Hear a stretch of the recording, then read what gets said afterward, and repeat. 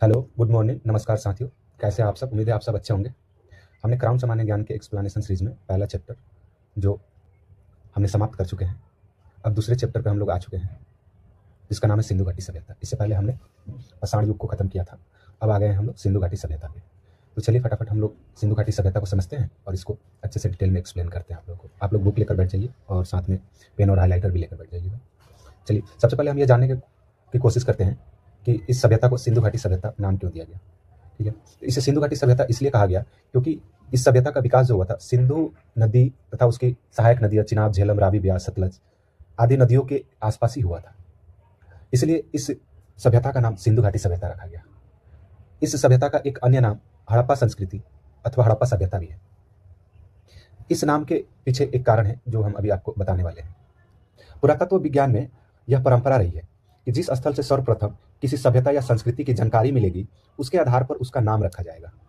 तो वर्ष 1921 में सर्वप्रथम यह हुआ कि जॉन मार्शल के नेतृत्व में दयाराम साहनी ने हड़प्पा की खुदाई करवाई और यहाँ से सर्वप्रथम सिंधु घाटी सभ्यता का प्रमाण मिला, साक्ष्य मिला। इसलिए सिंधु घाटी सभ्यता को एक अन्य नाम हड़प्पा संस्कृति अथवा हड़प्पा सभ्यता के नाम से भी जाना जाता है। तो कोई हड़प्पा सभ्यता बोले या सिंधु घाटी सभ्यता बोले, दोनों का मतलब एक ही है। यहाँ तक क्लियर हो गया।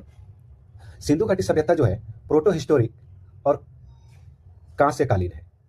देखिए, प्रोटो हिस्टोरिक का अर्थ होता है प्राग ऐतिहासिक ना होकर आद ऐतिहासिक होता है। आद ऐतिहासिक, तो आप लोग यहाँ इसको सुधार लीजिएगा।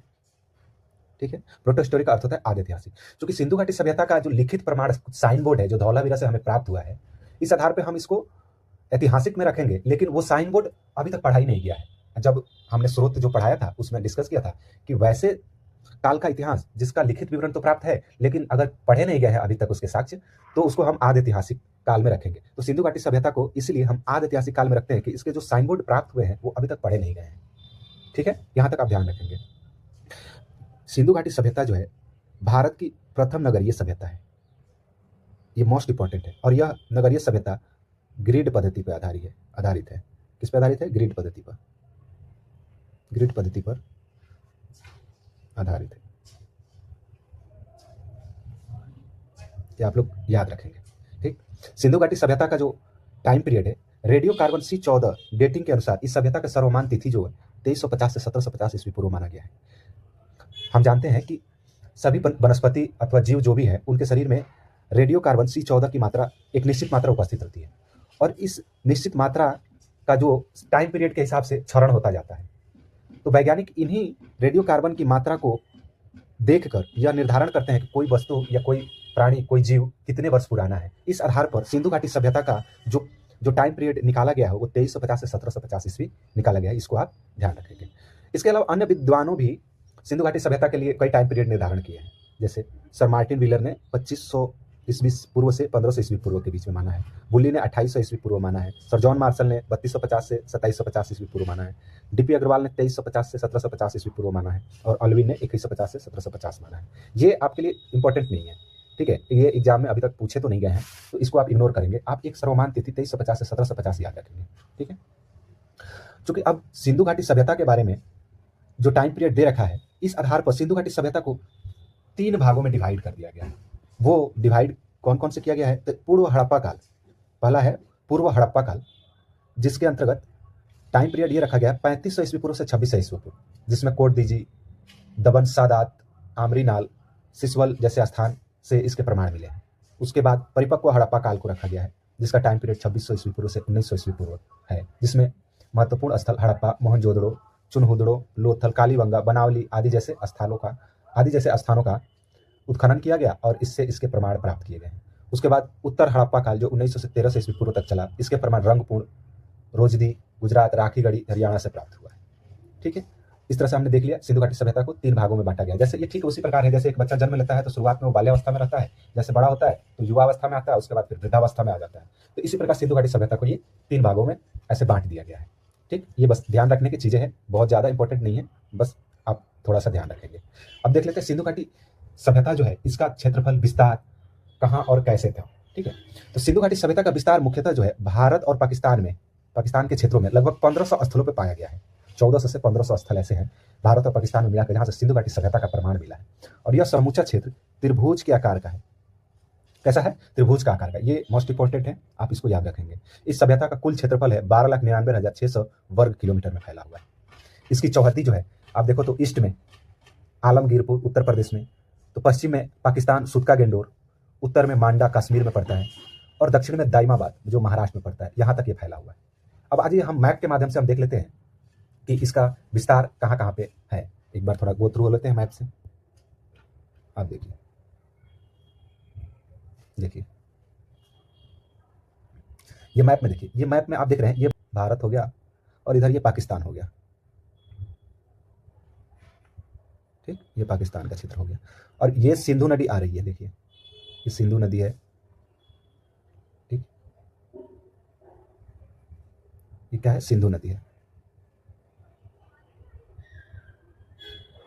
और बाकी इसके सहायक नदियां है, ये झेलम, चिनाब, रावी, ब्यास, सतलज, ये सारी नदियां हैं। और इन्हीं के आसपास जो आपको क्षेत्र दिख रहा है, जैसे यहाँ देखिए ये मांडा जम्मू कश्मीर में, हड़प्पा, मोहनजोदड़ो, चुनहुदड़ो, सुतका गेंडोर, बालाकोट, रंगपुर, लोथल, धौलावीरा, कालीबंगा, रोपण, राखीगढ़ी, बनावली, आलमगीरपुर, ये सारे सिंधु नदी घाटी के आसपास के क्षेत्र में ही ये स्थल स्थित है। और इनकी सभ्यता का विकास, सिंधु घाटी सभ्यता का विकास में ये काफी महत्वपूर्ण योगदान भी देते हैं।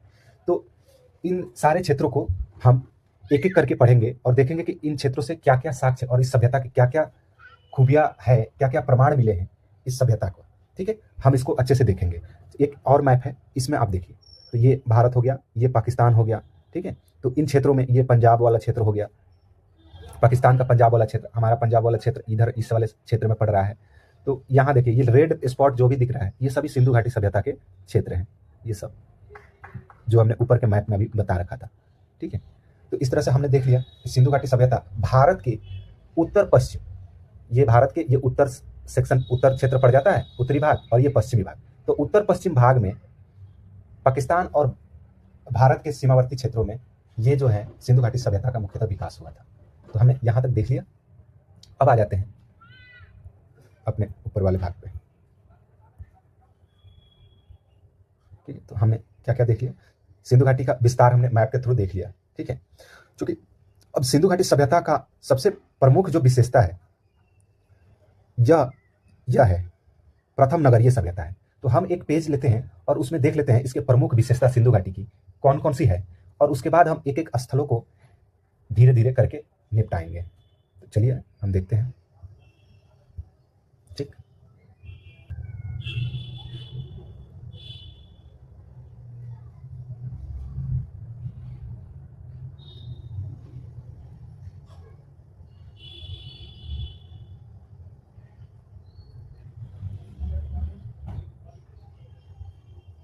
सिंधु घाटी सभ्यता की प्रमुख विशेषता, पहली विशेषता और सबसे प्रमुख विशेषता इसकी रही है कि यह नगरीय सभ्यता रही है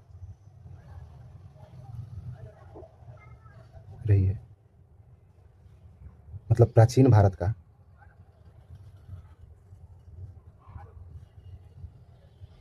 प्रथम नगरीय सभ्यता जो ग्रिड पद्धति पर आधारित थी। ठीक है, यहाँ के घर आयताकार रूप में थे, सड़कें 90 डिग्री पर एक दूसरे को काटती थी।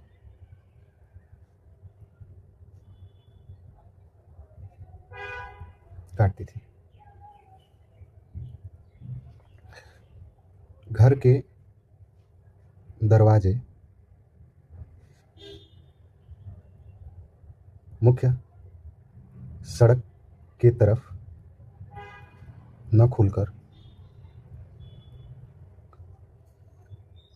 पीछे के तरफ खुलते थे। यहाँ के प्रत्येक घरों में रसोई घर, स्नान घर तथा जल निकासी के उचित प्रबंध थे। ठीक है। तथा नाले जो थे, नाले पूरी तरह से ढके हुए थे। अब देख रहे हैं इतनी विशेषताएं थी इसकी नगरीय सभ्यता रहने की। प्राचीन भारत की प्रथम नगरीय सभ्यता जो ग्रिड पद्धति पर आधारित थी। यहाँ के घर आयताकार रूप में थे, सड़कें 90 डिग्री पे एक दूसरे को काटती थी, घर के दरवाजे मुख्य सड़क की तरफ न खुलकर पीछे की तरफ खुलते थे। यहाँ के प्रत्येक घरों में रसोई घर, स्नानाघर, जल निकासी के उचित प्रबंध थे तथा नाले पूरी तरह से ढके हुए थे। ये आज के आधुनिक कोई भी आप शहर देखेंगे उसमें ये सभी विशेषताएं देखने को मिलेगी। इसी आधार पर यह कहा गया कि सिंधु घाटी सभ्यता थी प्राचीन भारत की प्रथम नगरीय सभ्यता थी। यहाँ तक क्लियर समझ में आया? चलिए ठीक है, अब आगे बढ़ते हैं और अब हम इसकी अगली विशेषता देखते हैं। सिंधु घाटी सभ्यता के जो शहर रहे हैं वो दो भागों में विभाजित थे। सिंधु घाटी सभ्यता के शहर जो रहे हैं वो दो भागों में विभाजित थे मुख्यतः। पहला पश्चिमी भाग, दूसरा पूर्वी भाग। ठीक। पश्चिमी भाग जो है ये दुर्ग पे स्थित थे, थोड़ा ऊंचाई पे दुर्ग पर स्थित थे, जबकि पूर्वी भाग समतल अथवा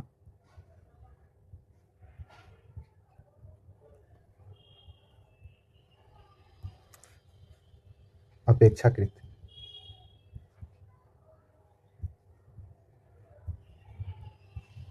नीचे स्थित है। ठीक है।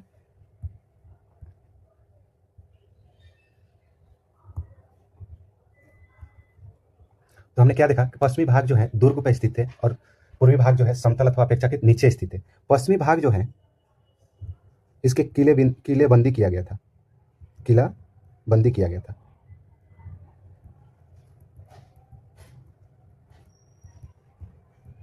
जबकि पूर्वी भाग किला बंदी नहीं था।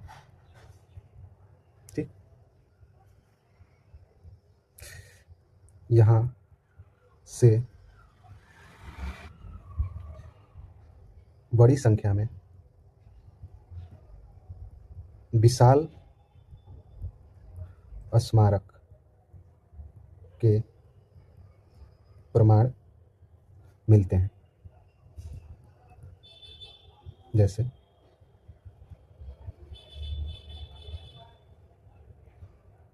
विशाल अन्नागार, स्नानागार, सभा सदन, सभा भवन आदि। और जबकि पूर्वी भाग से सामान्य घर मिलते हैं,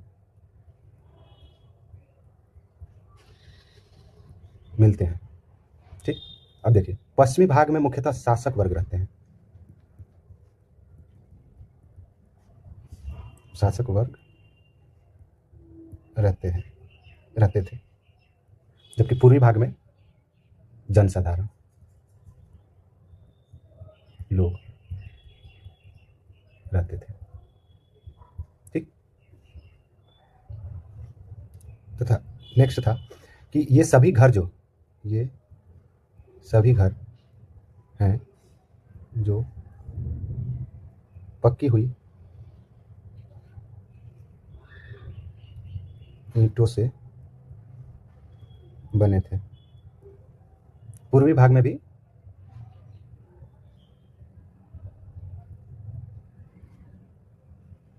पक्की ईंट का प्रयोग हुआ था।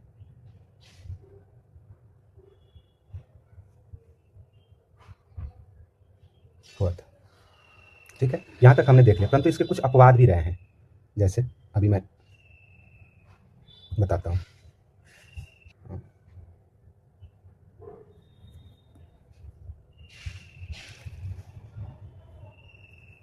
अपवाद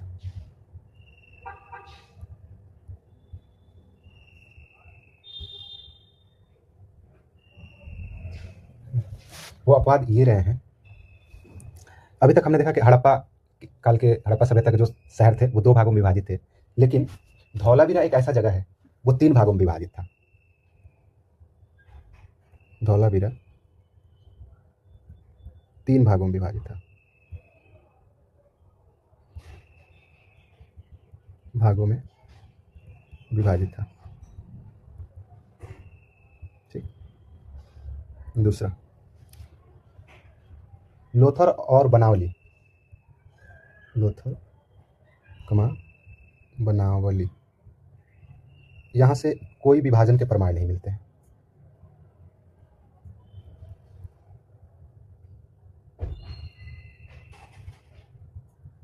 प्रमाण नहीं मिलता।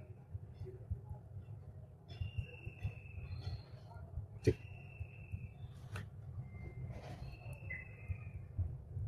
कालीबंगा, यहाँ पूर्वी भाग को भी किलेबंदी किया गया है। ठीक है, ये 3 अपवाद यहाँ मिलते हैं। सामान्यतः 2 भागों में विभाजित थे, दुर्ग और निचला भाग, लेकिन धौलावीरा में 3 भागों में विभाजित थे, दुर्ग, मध्य भाग और निचला भाग। लोथर और बनावली से कोई विभाजन का प्रमाण नहीं मिलता। कालीबंगा, यहाँ का पूर्वी भाग जो भी है, पूर्वी भाग भी किलेबंदी किया गया था। सामान्यतः यह देखा गया है कि पश्चिमी भाग ही जो दुर्ग है वही किलेबंदी किया गया था, जबकि पूर्वी भाग किलाबंदी नहीं किया गया था। लेकिन कालीबंगा में दोनों जगह किलाबंदी के प्रमाण मिलते हैं। तो ये आप ध्यान रखेंगे, याद रखेंगे इसको। तो हमने यहाँ तक देख लिया सिंधु घाटी सभ्यता के प्रमुख विशेषता क्या रही है। अब हम आते हैं सिंधु घाटी सभ्यता के जो भी स्थल रहे हैं वहाँ उत्खनन से क्या क्या साक्ष्य मिले हैं, क्या क्या प्रमाण मिले हैं, उनको लाइन बाय लाइन देखते हैं। और उसके बाद फिर हम देखेंगे कि सिंधु घाटी सभ्यता का सामाजिक जीवन कैसा रहा, धार्मिक जीवन कैसा रहा, इनके सांस्कृतिक जीवन कैसे रहे हैं, व्यापार, लिपि, अन्य चीज़ों का हम एक एक करके अध्ययन करेंगे। तो चलिए हम सबसे पहले आ जाते हैं इनके कुछ प्रमुख स्थल जो खोज हुए हैं, उत्खनन कार्य किए गए हैं, उनके प्रमाण देख लेते हैं क्या क्या मिले हैं। ठीक है, तो चलिए सबसे पहले हम आ जाते हैं ऊपर वाले पार्ट पे। हमने कहाँ तक पढ़ लिया था? हमने यहाँ ये पूरा पढ़ लिया था। अब हम यहाँ से शुरू करेंगे। ठीक है, लेकिन इससे शुरू करने से पहले एक चीज़ हमें थोड़ा सा आगे आके देखना पड़ेगा। आप यहाँ आ जाइए सबसे पहले। सिंधु घाटी सभ्यता के प्रमुख स्थल एक दृष्टि में। ठीक, यहाँ आप लोग आ जाइए। क्योंकि हमने मैप में दिखाया था सिंधु घाटी सभ्यता सिंधु नदी के आसपास जो विकसित हुई थी, वहाँ प्रमुख बहुत सारे स्थल थे, जिसमें हड़प्पा, मोहनजोदड़ो, सूत्का गेंडोर, चुनहुदड़ो, कालीबंगा, कोटदीजी, रंगपुर, रोपण, लोथल, आलमगीरपुर, बनावली, धौलावीरा आदि प्रमुख स्थल थे। तो हम इसको देख लेते, इसका उत्खनन का किस वर्ष में किया गया था, इसके प्रमुख उत्खननकर्ता कौन थे, और ये स्थल जो है मुख्यतः किस नदी के किनारे स्थित है, तथा वर्तमान में अब ये किस क्षेत्र में आते हैं। ठीक है, एक नज़र हम इस पर डालेंगे, क्योंकि एग्जाम में इनसे क्वेश्चन बन जाते हैं, और ये मैच द फॉलोइंग में मुख्यतः क्वेश्चन आते हैं। इनमें क्या करता है कि प्रमुख स्थल दे देगा, इनमें से 4 उठा के दे देगा और नदी दे देगा, बोलेगा कि इनको मैच द फॉलोइंग के हिसाब से मैच करो कि ये कौन से स्थल किस नदी के किनारे स्थित है। तो इसलिए ये हमारे लिए इंपॉर्टेंट हो जाता है, इंपॉर्टेंट हो जाता है। ठीक है, और ये भी दे देगा कि इन स्थलों का नाम दे देगा और वर्तमान क्षेत्र दे देगा। अब ये पूछ लेगा कि ये किस क्षेत्र में पड़ते हैं, तो कुछ भी दे सकता है। ठीक है, उत्खननकर्ता में हम मुख्यतः 2-3 नाम याद रखेंगे, सारे याद रख नहीं पाएंगे, और उत्खनन वर्ष में भी ये सारे हम याद नहीं रख पाएंगे, ये रिलेवेंट भी नहीं है कि आप याद रखो, इसलिए मैं बोलूंगा भी नहीं याद रखो, क्योंकि एग्जाम की दृष्टि से ये इंपॉर्टेंट नहीं है। हमें वही पढ़ना है जो एग्जाम की दृष्टि से मुख्य रूप से इंपॉर्टेंट है। ठीक है, तो हम देख लेते हैं प्रमुख स्थल हड़प्पा। इसका सर्वप्रथम खोज दयाराम साहनी ने किया था वर्ष 1921 में। ठीक है, और यह रावी नदी के तट पर स्थित है। वर्तमान में यह पंजाब, पाकिस्तान, मोंटगोमरी में स्थित है। तो इसको आप हमेशा याद रखेंगे। ठीक है, और इसका ये पूरा याद रखेंगे, उत्खननकर्ता भी, वर्ष भी, नदी भी, और इनका वर्तमान क्षेत्र भी, ये याद रखेंगे। वैसे ही मोहनजोदड़ो की उत्खननकर्ता राखलदास बनर्जी ने 1922 में किया था। यह सिंधु नदी के किनारे स्थित है, और वर्तमान में यह लरकान जिले, सिंध प्रांत, पाकिस्तान में स्थित है। तो ये 2 को तो आप पूरा याद रखेंगे, इसमें कोई कोताही आप नहीं करेंगे। दोनों का उत्खननकर्ता, उत्खनन वर्ष, नदी और वर्तमान स्थान ये याद रखेंगे। लेकिन इसके बाद जो भी है उनका आप सिर्फ नदी याद रखेंगे। जैसे सूत्का गेंडोर किस नदी के किनारे स्थित है, ये दासक नदी के किनारे स्थित है।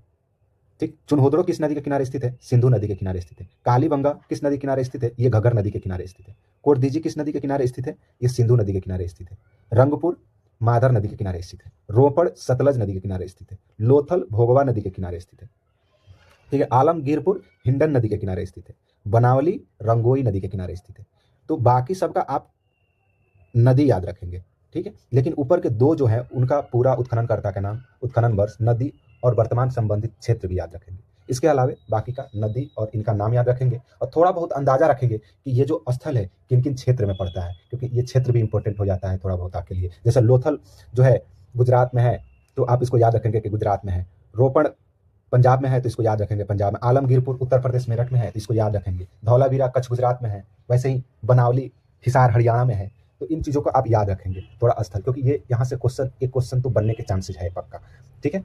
अब हम आ जाते हैं, एक एक स्थल उठाएंगे हड़प्पा मोहनजोदड़ो ऐसे करके जो महत्वपूर्ण है उनसे हम देख लेते हैं कि क्या क्या जानकारियाँ हमें मिलती है, ठीक है। अब आप सभी लोग यहाँ पे आ जाइए हड़प्पा कालीन प्रमुख स्थल पे, ठीक है। अब यहाँ से हम शुरू करते हैं हड़प्पा, ठीक। देखिए तो हड़प्पा जो है पाकिस्तान के मोंटगेमरी जिले के रावी नदी के तट के बाएं किनारे पर स्थित है, ठीक है। 1921 में दयाराम साहनी ने इस स्थल की खोज की। हड़प्पा से स्वास्तिक चिन्ह का प्रमाण मिला है, ये बहुत इंपॉर्टेंट है, आप इसको टिक लगाएंगे। हड़प्पा में 6 अनागार मिले हैं जो ईंट के बने चबूतरे पर 2 पातों में है। प्रत्येक की लंबाई 15 मीटर लगभग एवं चौड़ाई 6 मीटर लगभग है। यहाँ फर्श की दरारों में गेहूं और जौ के दाने मिले हैं, ठीक है। चलिए हम आपको मैप के थ्रू दिखाता हूं कि जो अनागार मिले हैं वो उनके साक्ष्य कहाँ पे हैं। आइए देखिए, ये है वो अनागार के प्रमाण जो मिले हैं, 2 पातों में है, अब देख रहे हैं, ठीक ठीक। अब आ जाते हैं हम इसके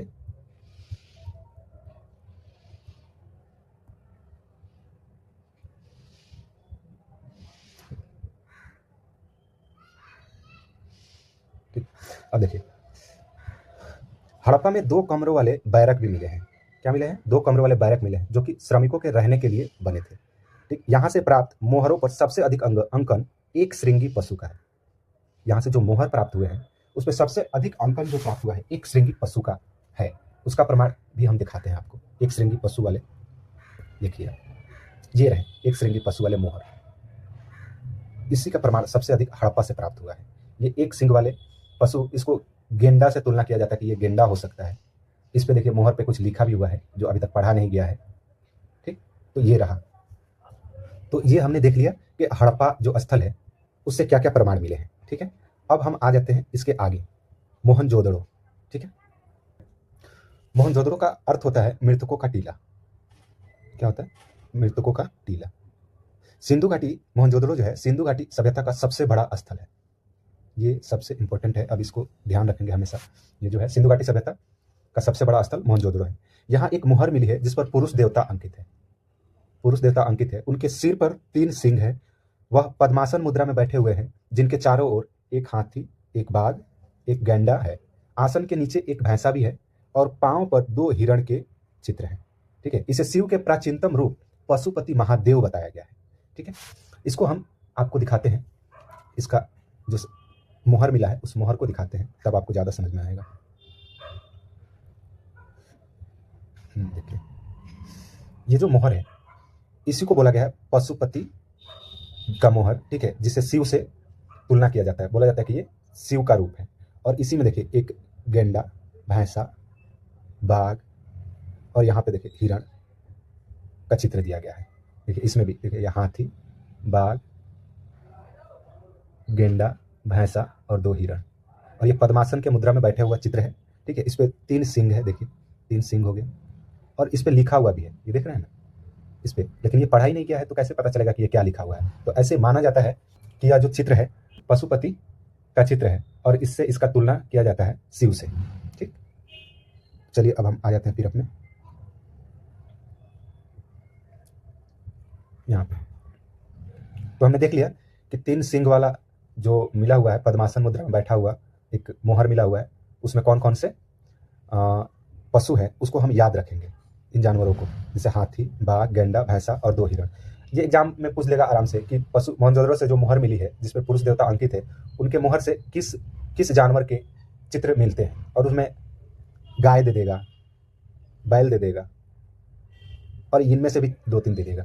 और आपसे पूछ लेगा कि इनमें से कौन नहीं है, तो आप क्लियर कट ध्यान रखेंगे कि इसमें गाय और बैल नहीं है। इसके अलावा हाथी, बाघ, गैंडा, भैंसा और 2 हिरण है। ठीक, यहीं से एक विशाल स्नानागार का प्राप्ति हुआ है। मोहनजोदड़ो से एक विशाल स्नानागार मिला है, जिसकी देखिए लंबाई जो है 11.88 मीटर और चौड़ाई जो है 7.01 मीटर है और गहराई 2.43 मीटर है। ठीक, मोहनजोदड़ो की सबसे बड़ी इमारत है जो अन्नागार है। ये वेरी वेरी इंपॉर्टेंट है। अन्नागार तो हड़प्पा से भी प्राप्त हुआ है, लेकिन मोहनजोदड़ो की अन्नागार जो है वो सबसे बड़ी है। इसकी देखिए लंबाई जो है 45 मीटर लंबा है और 15 मीटर चौड़ा है। ये वेरी वेरी इंपॉर्टेंट ये भी है। ठीक है, यहाँ से एक मोहर पर कुबड़ वाले बैल का आकृति प्राप्त हुआ है। ये ध्यान रखेंगे, कुबड़ वाले बैल की आकृति मोहनजोदड़ो से प्राप्त हुआ है। यहीं से सीप का पैमाना, कांसे की नर्तकी, सूती वस्त्र का साक्ष्य मिला है। अब इनमें से सबसे ज्यादा इंपॉर्टेंट है सूती वस्त्र के साक्ष्य। एग्जाम में डायरेक्ट पूछता है सूती वस्त्र के साक्ष्य कहाँ से मिले हैं, तो मोहनजोदड़ो से मिले हैं। मोहनजोदड़ो से वेरी वेरी इंपॉर्टेंट है, आप इसको टिक लगा के रखेंगे इसमें, इस वाले पार्ट को। ठीक, अब आ जाते हैं हम कालीबंगन से। कालीबंगन का जो अर्थ है काले रंग की चूड़ियाँ, क्योंकि कालीबंगा जो स्थान है ना, यहाँ पे बहुत सारे ऐसे बनाए जाते थे, चूड़ियाँ बनाए जाते थे, इसलिए इसका नाम कालीबंगा रख दिया गया। ठीक है, कालीबंगा में जूते हुए खेत के साक्ष्य मिले हुए हैं और इससे अनुमान लगाया जा सकता है कि यहाँ के जो लोग हैं कृषि कार्य जो करते थे तो खेत को जोतने का कार्य करते थे। जोते हुए खेत मिले हैं, इससे यह अनुमान लगाया जा सकते हैं, जहाँ 2 अलग अलग फसलें उगाई जाती थी। ठीक, ये इसको वेरी वेरी इंपॉर्टेंट है, आप याद रखेंगे, टिक लगा लेंगे। यहाँ पर जल निकासी प्रणाली का अभाव मिलता है। कहाँ पे? कालीबंगा में जल निकासी प्रणाली का अभाव मिलता है। हमने शुरू में ही जब पढ़ा हड़प्पा सभ्यता एक नगरीय सभ्यता है, तो उसमें पढ़ा था कि घरों से जल के निकासी के लिए नालियां बनी हुई है, लेकिन कालीबंगा ऐसा जगह है जहां पर जल निकासी प्रणाली का अभाव मिलता है। ठीक, यहीं से युगल समाधान का प्रमाण मिला है। कालीबंगा से क्या क्या मिला है? युगल समाधान मिला है। यहाँ के मकानों में 1 पल्ले वाले दरवाजा लगा है। 1 पल्ले वाला दरवाजा, ये इतना इंपॉर्टेंट नहीं है, आप ये इंपॉर्टेंट है, तीनों यहाँ से याद रखें। कालीबंगा में अलंकृत ईंट और अग्निकुंड के प्रमाण मिले हैं। अग्निकुंड के प्रमाण और भी जगहों से मिले हैं, इसमें कालीबंगा भी एक स्थान है, और अलंकृत ईंट का प्रमाण कालीबंगा से मिले हैं, आप इसको ध्यान रखेंगे। ठीक, अब चलिए हम आ जाते हैं लोथल पे। लोथल को लघु हड़प्पा या लघु मोहनजोदड़ो भी कहा जाता है। ठीक है, यह हड़प्पा कालीन बंदरगाह है जो गुजरात के तट पे स्थित है। ठीक है, हड़प्पा कालीन बंदरगाह है। यहाँ से हड़प्पा आवासी जो लोग थे विदेशी व्यापार करते थे। ठीक है, नावों के जरिए व्यापार करते थे। लोथल में चावल उपजाने के अवशेष पाए गए हैं, ये मोस्ट इंपॉर्टेंट है। चावल उपजाने के अवशेष हड़प्पा काल में कहाँ मिले गए हैं? तो लोथल से मिले गए हैं। ठीक, यहाँ से अन्न पीसने की चक्की, युगल समाधान के साक्ष्य, फारस की मोहरे, नाव के साक्ष्य, अग्निवेदी के प्रमाण, हाथी दांत का पैमाना आदि भी प्राप्त हुए हैं। ठीक है, इसमें मुख्यतः ध्यान रखने वाली जो है युगल समाधान, ठीक है, अग्निवेदी का प्रमाण। चूंकि ये बंदरगाह है तो यहाँ से नाव के साक्ष्य भी मिले हैं, इसलिए इस आधार पर इसको बंदरगाह भी बताया गया है। ठीक है, और अन्न पीसने की चक्की, फारस की मोहरे बताती है कि विदेशी व्यापार भी यहाँ से हो रहे हैं, तभी तो फारस के मोहरे यहाँ प्राप्त हुए हैं। तो ये चीजें आप थोड़ा सा ध्यान रखेंगे।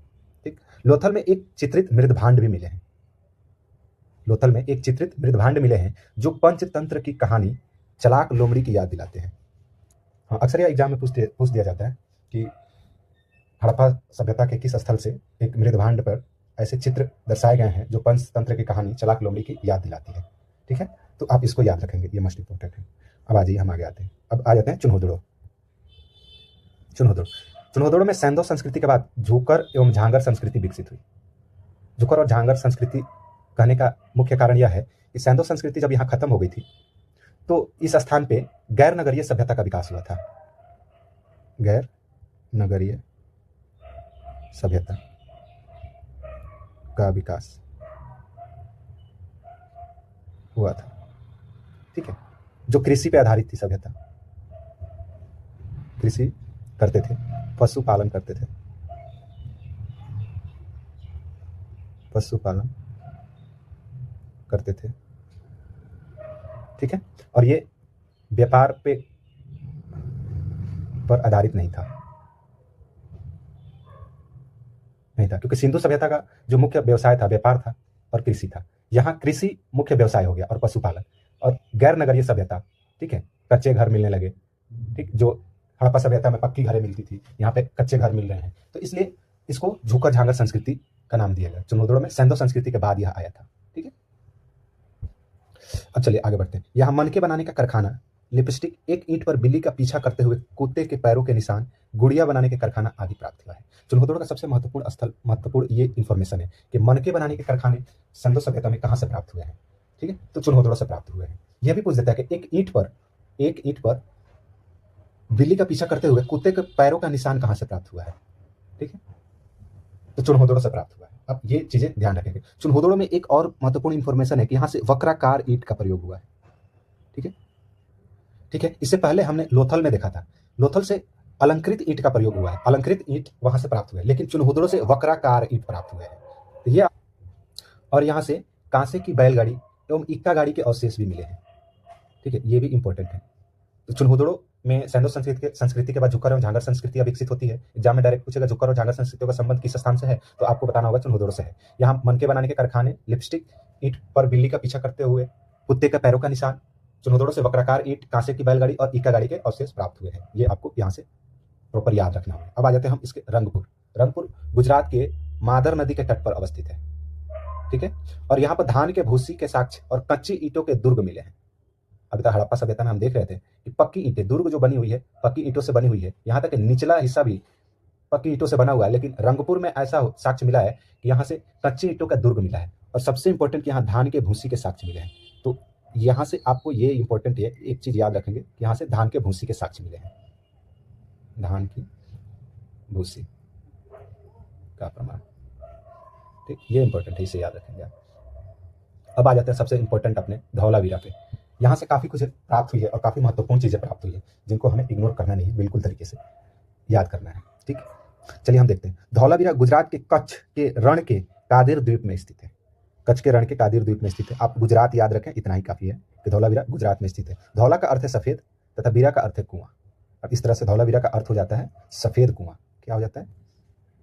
सफेद कुआं। ठीक, इस नगर को 3 भागों दुर्ग, मध्य नगर तथा निचला नगर में विभाजित किया जाता है।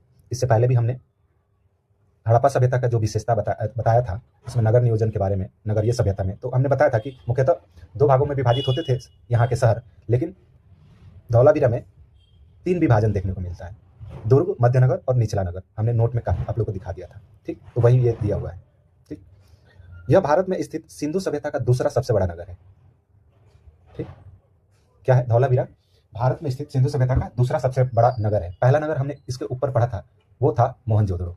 ठीक है, हड़प्पा सभ्यता का एकमात्र क्रीड़ागार यहाँ से प्राप्त हुआ है। क्रीड़ागार का अर्थ है कि खेलने की जो फील्ड होती है वो हड़प्पा सभ्यता का एकमात्र क्रीड़ागार जो है वो धौलावीरा से प्राप्त हुआ है। इसके अलावा नेवले के पत्थर की मूर्ति भी प्राप्त हुई है। ये इंपॉर्टेंट नहीं है, पर आपको ये इतना इंपॉर्टेंट है, ये वाला पार्ट आप याद रखेंगे। एक क्रीड़ागार यहाँ से प्राप्त हुआ है। इस नगर में जल प्रबंधन एवं संरक्षण की व्यवस्था पाई जाती है। धौलावीरा एकमात्र स्थान है यहाँ से स्पष्ट जल प्रबंधन और संरक्षण की व्यवस्था पाई गई है। यहाँ पर एक जलाशय का निर्माण किया गया है, उसकी हमें साक्ष्य मिली है, जहाँ से जल प्रबंधन यानी सिंचाई के लिए प्रयोग करते होंगे या पीने के लिए प्रयोग करते होंगे, तो उसके प्रमाण यहाँ से देखने को मिलते हैं। धौलावीरा में एक गिरा हुआ बड़ा उत्कीर्ण लेख, संभवतः गिरा हुआ साइन बोर्ड प्राप्त हुआ है। यह मुख्यतः मुख्य प्रवेश द्वार पे मिला है। इस पर चित्र के आकृति के रूप में लिखा हुआ साइन बोर्ड है ये। ठीक है, जिसको अभी तक पढ़ा नहीं गया है, वो धौलावीरा से ही प्राप्त हुआ है। धौलावीरा के महत्व को देखते हुए यूनेस्को ने वर्ष 2021 में इसको विश्व विरासत स्थल की सूची में शामिल किया है। कराची के समीप अलादीनो स्थल का क्षेत्रफल लगभग 5 हेक्टेयर था। हड़प्पा सभ्यता में सर्वाधिक प्रचलित लाल तथा काला रंग वाला मृद भांड अलादीनो से प्राप्त कुल मृद भांडों का 1% है। ठीक है, मतलब अलादीन से मृद भांड काफी मात्रा में प्राप्त हुआ है। और हड़प्पा सभ्यता में जो सर्वाधिक प्रचलित मृद भांड था वह लाल और काला रंग का मृद भांड था। आप ये ध्यान रखेंगे, red and black wear, RBW इसको शॉर्ट में बोल सकते हैं। ठीक है, रेड एंड ब्लैक वेयर। ठीक है, हाल ही में हरियाणा के फतेहाबाद जिले में स्थित भीरड़ा नामक स्थल का उत्खनन किया गया है। ये आपके लिए इंपॉर्टेंट नहीं है। ठीक है, ये भी बहुत इंपॉर्टेंट नहीं है, लेकिन बस इतना याद रखें कि हड़प्पा सभ्यता का सर्वाधिक प्रचलित जो मृदभांड था लाल और काला रंग का मृदभांड था। ये आप याद रखेंगे। अब आज राखी गढ़ी जो पड़ता है हिसार हरियाणा में, से 5 पुरातात्विक टीले मिले हैं। कितने पुरातात्विक टीले हैं? 5 मिले हैं। यह भारत में सिंधु सभ्यता का सबसे बड़ा स्थल है। राखी गढ़ी जो है सिंधु सभ्यता का सबसे बड़ा स्थल भारत में है। अभी तक हमने जो पढ़ा था वो पाकिस्तान के क्षेत्र में पड़ जाते थे, लेकिन राखी गढ़ी पूरी तरह से भारत में है। जो भारत में सिंधु सभ्यता का सबसे बड़ा स्थल है, जो घग्गर नदी के किनारे स्थित है, और इसकी खोज 1963 में सूरजभान ने की थी। ठीक, आप इतना याद रखो कि राखीगढ़ी भारत में सिंधु सभ्यता का सबसे बड़ा स्थल है, जो घग्गर नदी के किनारे स्थित है। यहाँ से 5 पुरातात्विक टीले मिले हैं। ठीक, बस इतना इंपॉर्टेंट है अभी के लिए। ठीक है, चलिए अब आगे चलते हैं। अब आते हैं सिंधु घाटी सभ्यता के तथ्य। ठीक, इसमें देखते हैं क्या क्या विशिष्ट तथ्य दिए हुए हैं। ठीक है, तो सिंधु सभ्यता में लोगों को लोहे का ज्ञान नहीं था। ठीक है, आप ये 100% इसको ध्यान रखेंगे कि सिंधु सभ्यता के लोग लोहे के से अपरिचित थे, परिचित नहीं थे। ठीक है, यहाँ जो था सोना, कांसा, तांबा, टीन, ये सब चीज़ें मिली थी, लेकिन लोहा का अभी तक ज्ञान इनको नहीं हुआ था। ये काफ़ी इंपॉर्टेंट पॉइंट है, आप इसको तो स्टार लगा के रखेंगे।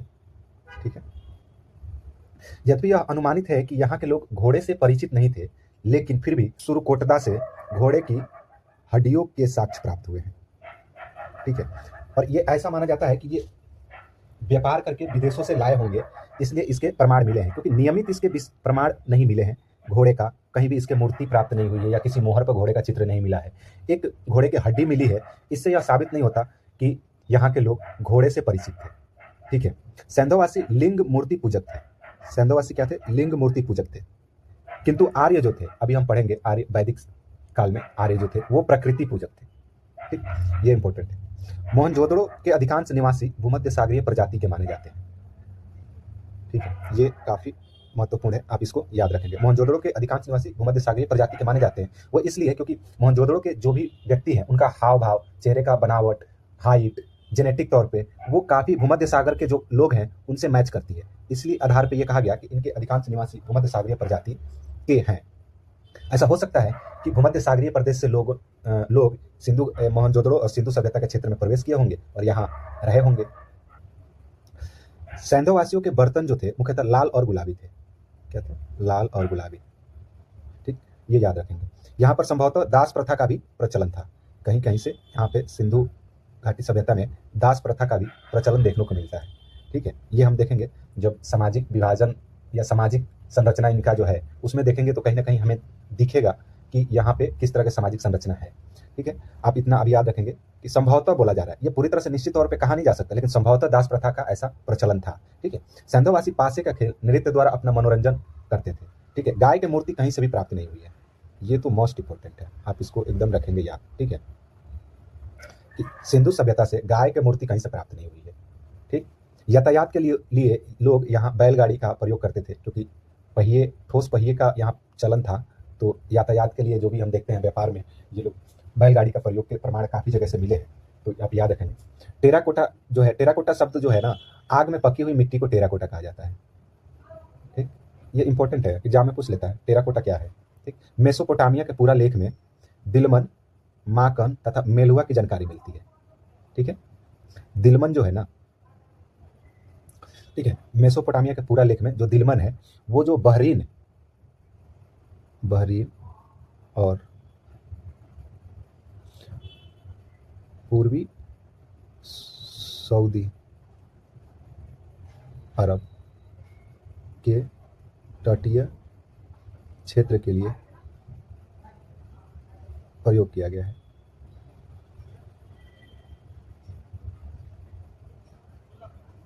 ठीक है, और माकन जो शब्द है, ओमान प्लस यूएई के क्षेत्रों के लिए प्रयोग किया गया है।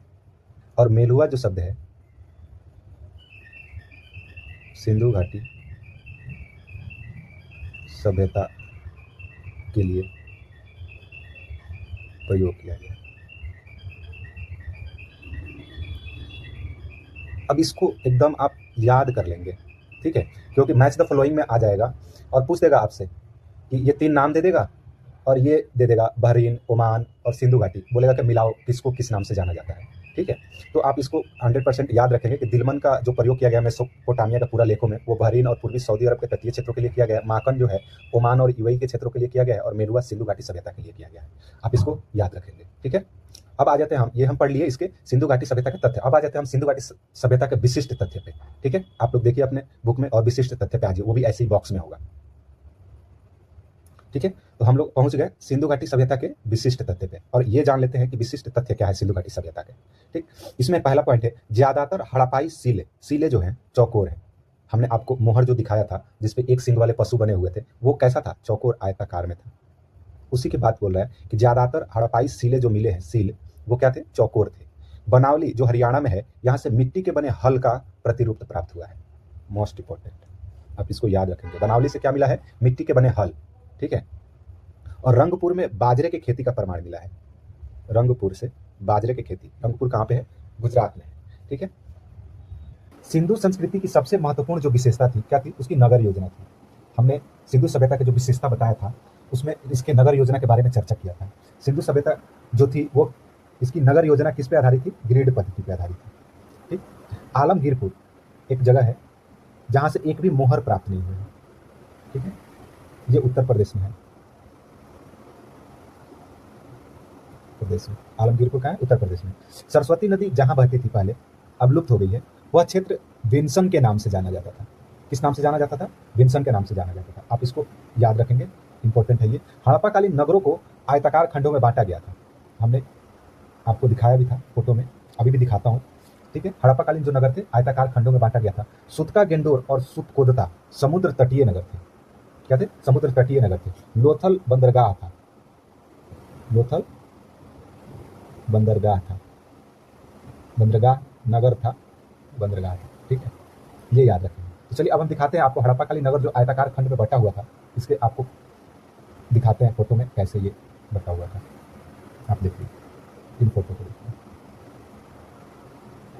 ये देखिए फोटो। ये स्नानागार जो था और ये रहे आपके आयताकार रूप में घर की संरचना। ठीक, आप देख सकते हैं ये दुर्ग वाले क्षेत्र में है। दुर्ग वाले क्षेत्र है जो पश्चिमी भाग है, पश्चिमी भाग है। ठीक, यहाँ ये है। अब इसके नीचे एक और चित्र है, ये देखिए। ठीक है, ये खंडहर है विशेष रूप से। ठीक है, और यहाँ भी देखिए आयताकार रूप में घर आपको मिलेंगे। ये खंडहर जो है, ये सड़क हो गया, ये आयताकार रूप में ही घर है सर। तो यहाँ से हड़प्पा से जो घर प्राप्त हुए हैं वो आयताकार रूप में प्राप्त हुए हैं। यहाँ से क्लियर हो गया। चलिए अब हम चलते हैं फिर से अपने चक्कर पे। ठीक, हम लोग यहाँ थे, आए थे। अब हम देखते हैं सैंधो वासियों के निवास स्थल के अंतर्गत दुर्ग जो था पश्चिम दिशा में और बस्ती पूर्व दिशा में था। हमने नगर नियोजन में इस बात का चर्चा भी किया था। तो सैंधोवासी के निवास स्थल के अंतर्गत दुर्ग जो पश्चिम दिशा में था और बस्ती पूर्व दिशा में था। पश्चिम दिशा में शासक वर्ग रहते थे, पूर्व दिशा में सामान्य लोग रहते थे। घरों के दरवाजे एवं खिड़कियां मुख्य सड़क की ओर न खुलकर पीछे की ओर खुलते थे। केवल लोथल में दरवाजे जो थे मुख्य सड़क की ओर खुलते थे। ठीक, हमने देख लिया इसको काफी अच्छे से। चलिए, ये सब हमने चर्चा कर लिया था नगर नियोजन में। अब चलिए अब हम आ जाते हैं हड़प्पा सभ्यता के सामाजिक, आर्थिक, राजनीतिक एवं धार्मिक इनकी संरचना कैसी थी उस पर चर्चा करते हैं। ठीक है, तो चलिए अब हम पहुंचते हैं इनके सामाजिक संरचना पर।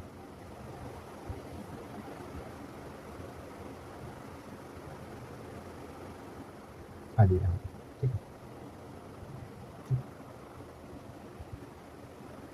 ठीक है। तो हड़प्पा कालीन का जो सामाजिक जीवन था उसमें ऐसी मान्यता थी, ऐसा माना जाता है हड़प्पा काल का सामाजिक जो जीवन था उसमें जो मातृ देवी की मूर्तियां मिली हुई है और उनकी पूजा आराधना जो किया जाता है, उस आधार पे यह समाज संभवतः ऐसा माना जाता है कि मातृ सत्तात्मक रहा होगा।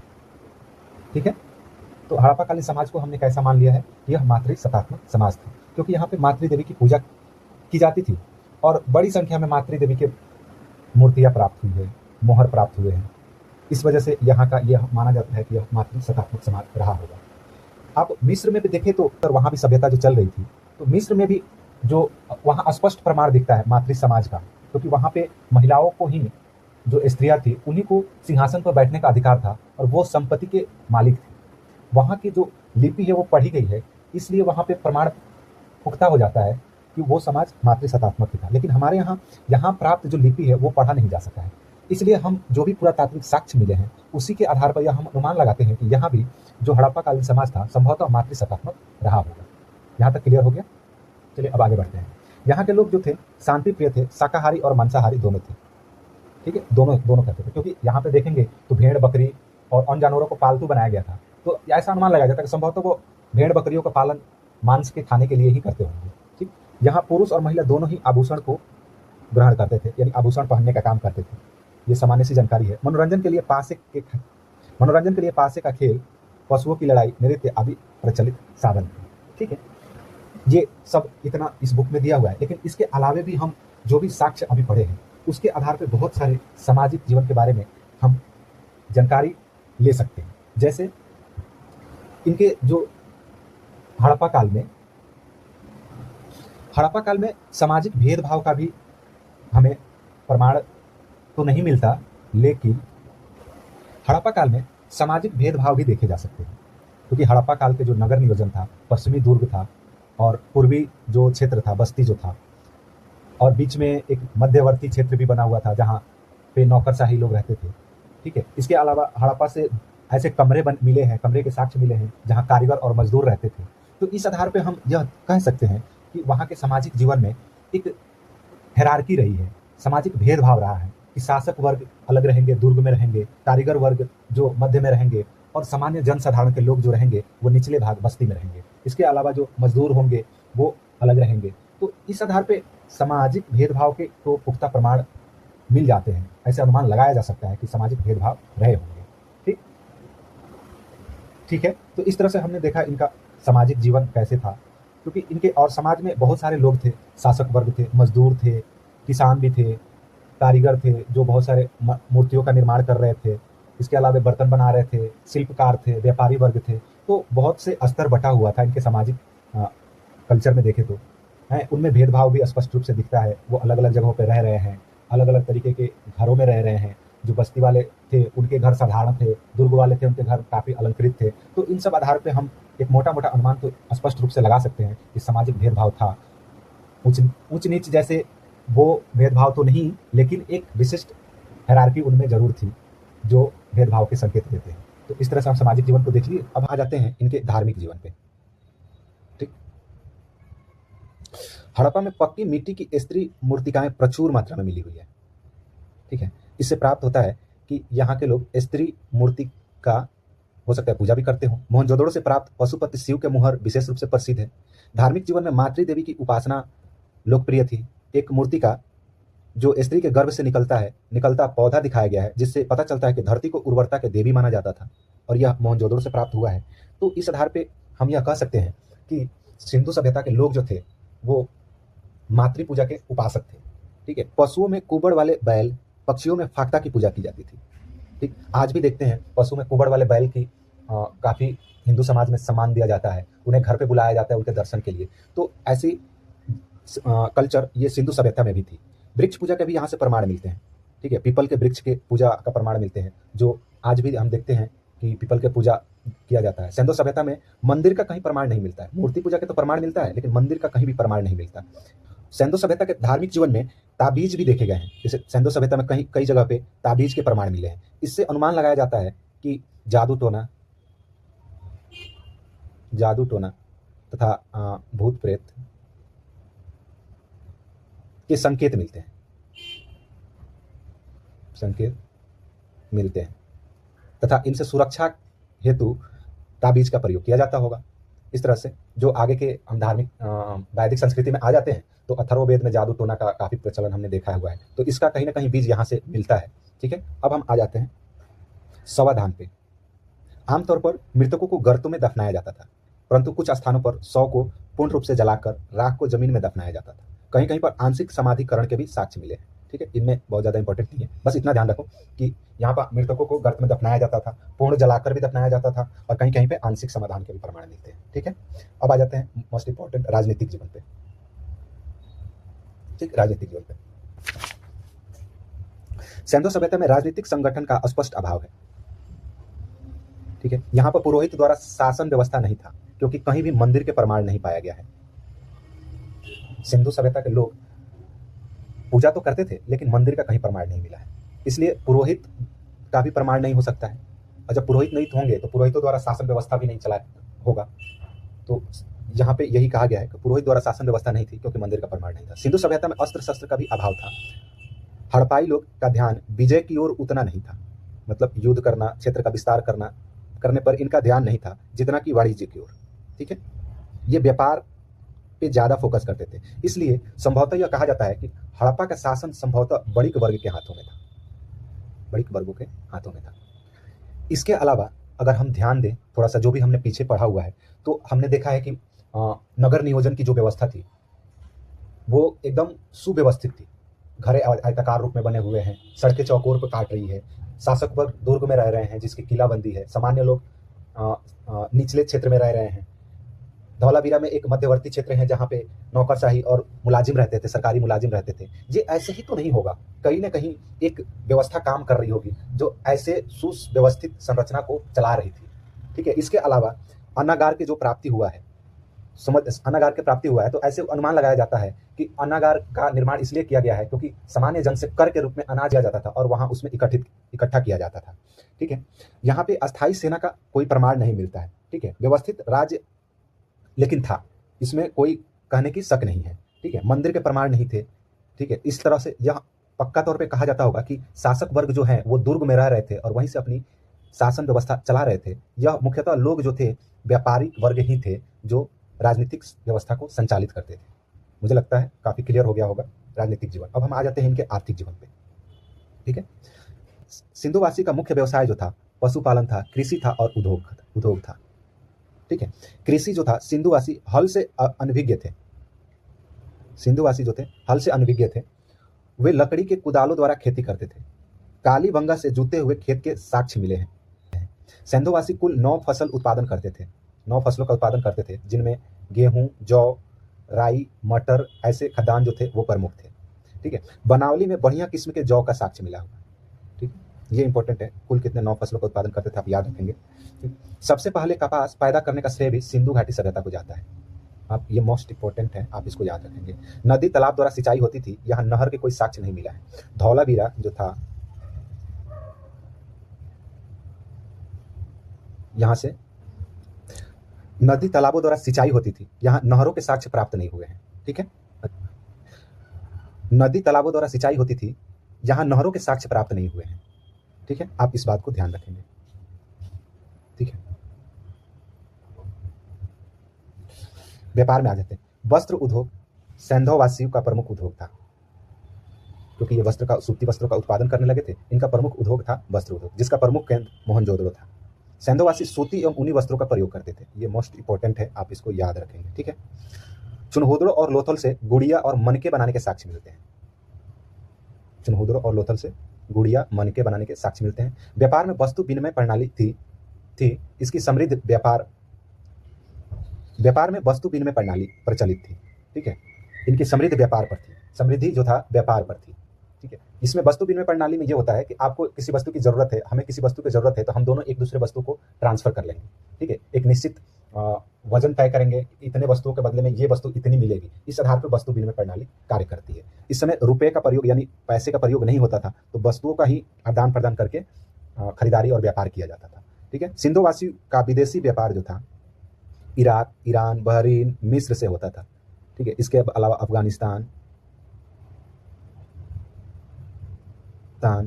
आदि क्षेत्रों से इनका संबंध था, व्यापारिक संबंध था। ठीक है, इतिहासकार ने दिलमन की पहचान बहरीन से, देखिए हमने पहले बता चुका हूं लेकिन यहाँ लिख दिया है तो हम आपको पढ़ देते हैं। इतिहास के दिलमन की पहचान बहरीन से, माकन की पहचान मरकान तट से, मरकान तट ओमान में है। ठीक है, ओमान से, और मेलुआ की पहचान जो है सिंध क्षेत्र से करते हैं। और इसका जो है हमने देखा था मेसोपोटामिया के जो पूरा लेख या दस्तावेज जो थे उनमें इनका जिक्र किया गया है।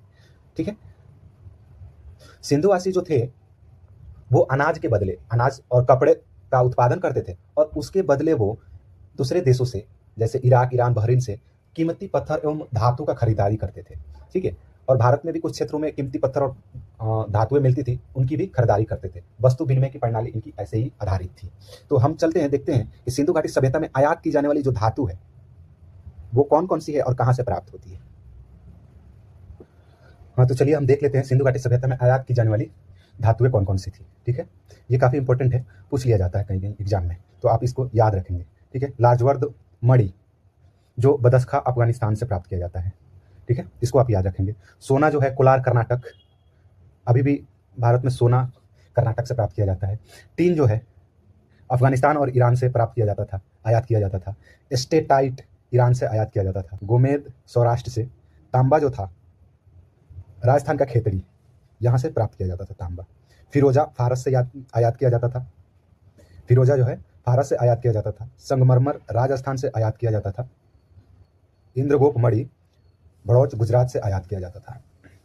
अब इसमें कुछ इंपॉर्टेंट है जिसको मैं स्टार लगा देता हूँ, आप इनको याद रखेंगे। जैसे लाजवर्त मणि, इसको याद रखेंगे। सोना याद रखेंगे। टीन याद रखेंगे। ठीक है, उसके बाद से तांबा याद रखेंगे। फिरोजा फारस से, ये याद रखेंगे। संगमरमर राजस्थान से याद रखेंगे। और ये उतना इंपॉर्टेंट नहीं है, बस इतना आप 6 जो है 1 2 3 4 5 6, हाँ 6 धातुओं को याद रखेंगे जो यहाँ से इंपॉर्टेंट है, जो आयात किया जाता था सिंधु सभ्यता में। ठीक है, और बदले में हम लोग क्या देते थे, अनाज देते थे और सूती के कपड़ा देते थे और भी कुछ धातु पत्थर जो है इन सब चीज़ों से हम लोग आयात करते थे। ठीक है, तो ये हो गया हमारा आयात की जाने वाली धातु। ठीक है, अब हम आगे देखते हैं। हाँ, तो सिंधु सभ्यता में हम लोग जो मोहर मिले हैं और जो बाट इस्तेमाल करते हैं उसको हम देख लेते हैं, मोहर और बाट। ठीक है, सिंधु सभ्यता में मुद्रा का अधिकांश निर्माण जो है सेल खड़ी से होता था। ठीक, विनिमय बाटों के द्वारा नियंत्रित थे, जो विनिमय किया जाता था वो बाट के द्वारा नियंत्रित थे, जो कि चर्ट नामक पत्थर से बनाया जाता था। ये बाट जो थे तौल में 16 या उसके आवर्त में होते थे, 16 अथवा इसके गुणज में। जैसे 16 हो गया, 16 चौक 64 हो गया, 16 का 160 हो गया, 160 दूना 320 हो गया। तो यानी 16 के गुणज में जो थे माप के इनके मात्रक थे। ठीक है, उसके ऊपरी मानदंड में दशमलव प्रणाली का प्रयोग किया जाता था। 664 तक हम इसको यूज करते थे, ऊपरी मानदंड में दशमलव प्रणाली का प्रयोग करते थे। ठीक, अब तक लगभग 2000 मोहर और सील प्राप्त हुए। ठीक है, अभी भी देखना आधुनिक हम लोग जो भारत में रह रहे हैं, तो 16 आना जो है, 16 आना को 1 रुपया बोला जाता था उस समय। ठीक है, तो हम लोग अपने भी टाइम में देखे हैं 4 आना, 8 आना, 1 रुपया, जैसे 2 8 आना मिलाते थे तो 1 रुपया हो जाता था। तो ये उसी पद्धति पे आधारित था। ठीक है, 4 आना, 8 आना, 16 आना और 1 रुपया, तो 2 अठानी मिलके 1 रुपया बन जाता था। तो यही पद्धति था जो सिंधु घाटी सभ्यता में भी इस्तेमाल होता था। ठीक है, अब देख लेते हैं हड़प्पा सभ्यता में जो लिपि प्रयोग हुई है। लिपि, तो हड़प्पाई लिपि मुख्यतः चित्र लेखात्मक थी। हमने अभी आप लोग को जो दिखाया था, ठीक है, अभी दिखा भी देता हूँ फिर से दोबारा। तो ये क्या थी, चित्रों में थी इनकी लिपि। ठीक है, यह लिपि गोमुद्रिका पद्धति में वह चित्रात्मक या भावी चित्रात्मक आइडियोग्राफिक थी। ठीक है, मतलब सीधा याद रखना, हड़प्पाई लिपि जो थी भावी चित्रात्मक थी। भावी चित्रात्मक थी। ठीक है, ठीक, अब तक इस लिपि में कुल मिलाकर 375 से 400 तक चित्र अक्षर प्राप्त हुए। अब तक यह लिपि पढ़ी नहीं जा सकी है, इसलिए जो हड़प्पा सभ्यता है ऐतिहासिक है।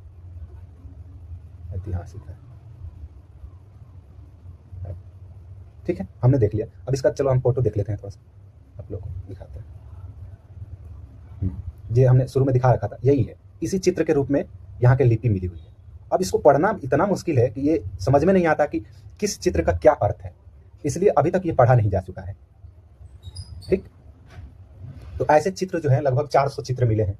ठीक है, जिनको हड़प्पा सभ्यता से खोजा गया है। ठीक है, तो हम अब देख लिए यहाँ तक अपना।